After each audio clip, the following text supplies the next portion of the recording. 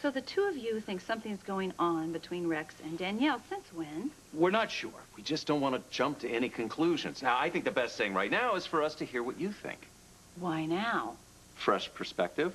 Okay, well, I can just tell you what I think about Danielle. You know, I went over there today, and she got this present from Jake's parents, and it was a picture of Jake when he was a little boy. And she opened it, looked at it, and got so emotional about it. You know, it was really inappropriate. And then that started me thinking. She has been really emotional and tense since the day I met her. Maybe that's being in a new city, getting engaged. No, that's what I thought. That's why I offered that job at Jack's Cosmetics. You know, I was just trying to be supportive, but initially she turned me down flat. She did. And then it felt like she was going to tell me something. You know, she was going to open up about something. And then her Uncle Rex showed up. And she got tense again. And then all of a sudden, out of the blue, yes, she said, I'll take the job. After Rex said it was a great idea. Yeah, well, that is a little weird. Weird? Weird was the vibes bouncing between the two of them. You would have felt them in the room if you were there. And so you think that they are covering up something? You think they're up to something, don't you? Scott. Just let her finish. I am finished. What are you thinking here? What are you doing? She's just a confused girl. You're acting like you caught her doing something. Well, maybe I did. This is about the money, isn't it? Serena's money. You're paranoid again, just like the old Scott would be, that she's trying to get her money. Well, she's not. She's just this confused girl and new in town. It's not just about the money, Lucy.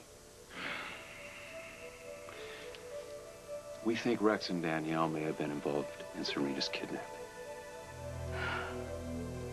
I don't want to do anything to Jake. Please don't. The groundwork is laid carefully like I taught you. There'd be no reason to. But Jake knows that you're not the angel he thought you were. But he still has to want to come home to you. He just needs some time to work this out in his head. Perhaps a regular reminder of your special talents will help keep his mind off your criminal activities. You're the one that screwed this all up by telling Jake that I've been lying all along. No. Every long-lasting relationship is built on trust. Or so I've heard. You know, stop playing games. You keep acting like you're so smart. You're not. There was no reason to tell Jake all of that. I had a very good reason. You were running away. You tried to trick me. Therefore, you had to be punished. Danielle coming by? No. Must be busy with all those wedding plans, huh, bro? Gotta get out of here.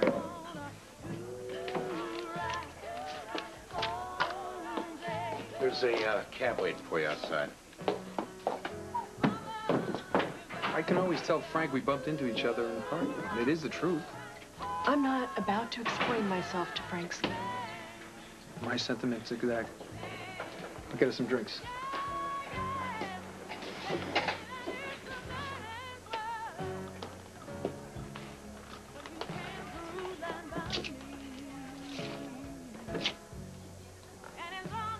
Hi. Hi. Hot out there. No kidding. I've got a couple of fans in the attic. If this heat wave keeps up, just let me know if you need them. I will.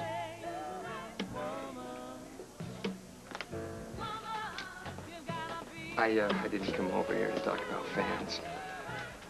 Julie, yesterday, Here you go. Thank you. Yeah. So I guess it's just beer you don't like. A martini's fine.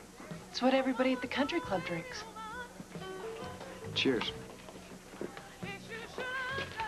Well, it's not every day you get to see a Scanlon look down his nose at someone having a drink. This stuff tastes like paint thinner. Well, the second sip's better. Listen, would I be prying if I asked what just happened? We had an argument. Turns out Frank Scanlon, hero of the working class, is actually a snob. A reverse snob, but a snob nonetheless. I can't believe you can't get over you being Bennett Devlin's daughter. Let's drop that for tonight, okay? Well, I gotta hand it to you. You finally drove her into the arms of another man. She's just been crazy. I hardly call crazy wanting to have a drink with a guy who's smiling and charming as opposed to a grumpy Irishman. There's a principle involved here, Joe. Grace, when a Scanlon starts in with principles, it's all over except for the shouting. We already did that. See? Who's got a quarter for the jukebox?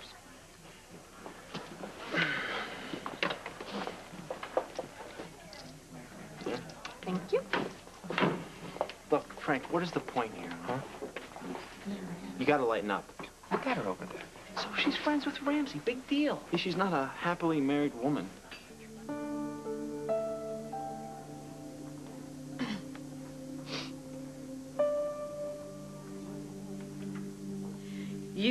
wreck, he stood by you, and then nothing he could do was good enough for you. You're supposed to be rested after a vacation. What happened? Why do you ask? Because I want to make sure you're up to this. What do you mean? Being back at work. Listen, I don't play the mother hen very well, but I have to ask. I'm fine. Really. I hope so. First evaluations are coming up. The surgical rotation starts tomorrow. It's no time to be letting up. I know. I'm gonna ask Scott about your case tomorrow. Actually, I'm glad that you haven't seen him yet. It turns out that Greg Cooper's lawyer and the hospital are discussing the situation again. So, I'm hoping that I won't need the services of an attorney after all. Dr. Burgess didn't go for your theory. No, I think Cooper pulled off the biggest con of his life. She won't hear any of it, though. I think I'm just gonna give up on the lady. Julie isn't married. She's just a liar. Oh, God. Here we go. Look, Frank, you can't go ballistic every time you see her with Ramsey, okay? They're friends, they work together, they're out for a drink. Then she's a liar with bad taste. Which explains why she dated you. Oh, are you guys still staring over there? Well, I'm trying to explain to Frank here that just because you go out with a coworker doesn't mean anything more. I mean, take Grace here. We're coworkers, we're friends. What makes her any different than Ramsey, huh? Hey, you want to slap? I'm sorry, I'm just trying to make a point. Julie and I, we just need a chance to talk. Yes, calmly and rationally. Look, you both said things you regret. Now you put it behind you. Right. So we have a plan. Yeah, that's a plan. Okay. Right after Julie apologizes. Do you want another one? People drink more than one of these things? Yes, they do. But I'll get you a soda. No, wait. If I have only one, Frank will think I drank it just to prove him wrong. That's what you did. Yeah, but a second one will prove I'm my own person. Too bad I can't prove it with orange juice. They're an acquired taste. So, surgical rounds in the morning, huh? I have been waiting for this day since, I don't even know. Might hit the sack early tonight. How about you? The stupid thing is, I think he's really sorry. We don't have any proof, but that's our suspicion. So is that why you wanted to meet with Rex? Thanks for telling me, pal. He told you about that? Lucy, you're the only one who's been in the same room as the kidnapper. Now, is there any chance at all it could have been Rex? Whoa, I guess it's not impossible. Well, tell us everything that you remember. Well, I told you, I got the feeling that he was really enjoying himself, playing with people's lives, with their minds. And I just remember that weird Southern accent he used in the lab, and then that great Irish accent in the confessional at the church. You know, Doc, I think you were right. He enjoys this game he's playing. So it could have been Rex that came to town here to meet you face to face. It's just more of this little sick, twisted game he's playing. But wait a minute. Max said that was impossible that he was involved at all because he was away in Europe and he was out of the country. He couldn't have been here when it happened. Wait a minute. I introduced Rex to Serena in the park. You did? Yes, I trusted him, and he was very, very nice to her. It would be sick. But if it is all a game, that could have all been planned. Look, I don't know about Rex, but I do know in my heart about Danielle. She's a good person. And Scott, listen, I don't want you to take this the wrong way, but I think she's a lot like Dominique. She's not capable of doing something like this. She's not capable of doing something so wrong. You and your little Polish Ken doll were about to run off on me. I mean, I always knew that was a possibility, but I just didn't want to think that you would actually let me down like that. I didn't. Where did you think you were going to go anyway?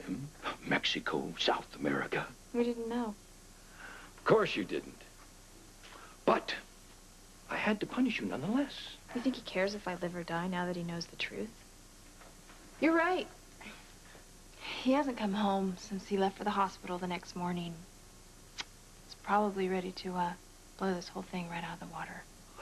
Which is why it always pays to have a contingency plan. But you wouldn't know about that now, would you? You two geniuses couldn't even make your way out the front door. What I want you to do is, I want you to make nice to your man, baby. Keep him in line.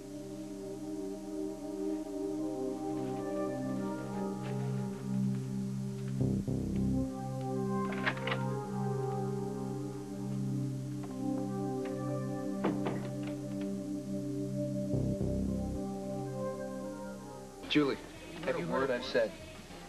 Yeah, you're right. We should go. Look, Frank's not going anywhere. No surgical residency, on the other hand. That means everything to you, doesn't it? You do anything to get it. I'd like to think so. You go. I'm gonna take my bike home. After 2 martinis. I'll be fine. Maybe Frank can give me a lift. That's my cue. If you wouldn't mind. I'll see you tomorrow.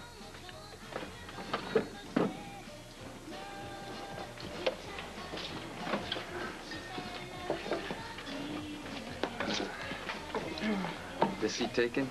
I haven't decided yet. I deserve that. I'm sorry. Sit down. Look, Julie, I was a little defensive before. That's okay. It's a common thing with snooty upper-class girls. That's a joke. I suggest you try another approach, like groveling. Gotcha.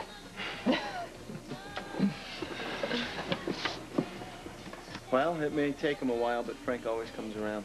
Ah, good thing. She deserves an apology. What, are you gonna start now? Okay, I guess you got through it all. Yeah, but I'll never admit it. Sure. Listen, I got a long day tomorrow. You want to ride? Sure.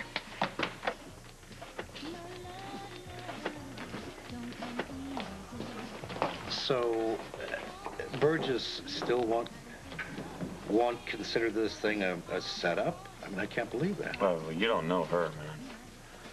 No, that's why I finally washed my hands of it. Just let Cooper's attorney get her for malpractice.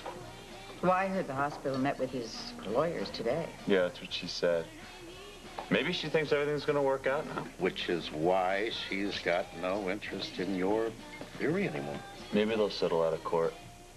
That would be best for everyone, right? Well, for the hospital, yes, but somebody's got to take the fall. And Ellen Burgess just doesn't know how far of a drop that really is. Ellen. Karen. Hi, Lee. I heard you were back. Yep. Did you and Cooper's lawyer reach a settlement yet? We're close. That's good, isn't it? But it's good that we don't have to go to court, yes. What are you not saying? Well, Ellen, these kinds of agreements are not always good for everyone involved. I mean, someone eventually has to pay a price. Meaning? It's really too soon to tell, but any settlement that we eventually reach will probably include some sort of admission of responsibility, well, from you. Admission of responsibility? What does that mean? It means that my career is over. I need a hug. I was worried about Let's you. forget whatever you were about to say, okay? I got one question for you. And I want the truth, okay? No more lies. Okay.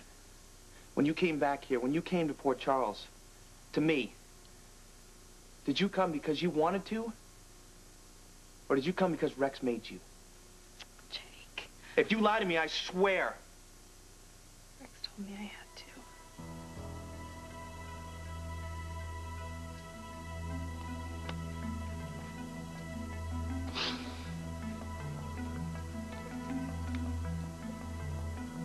Get out.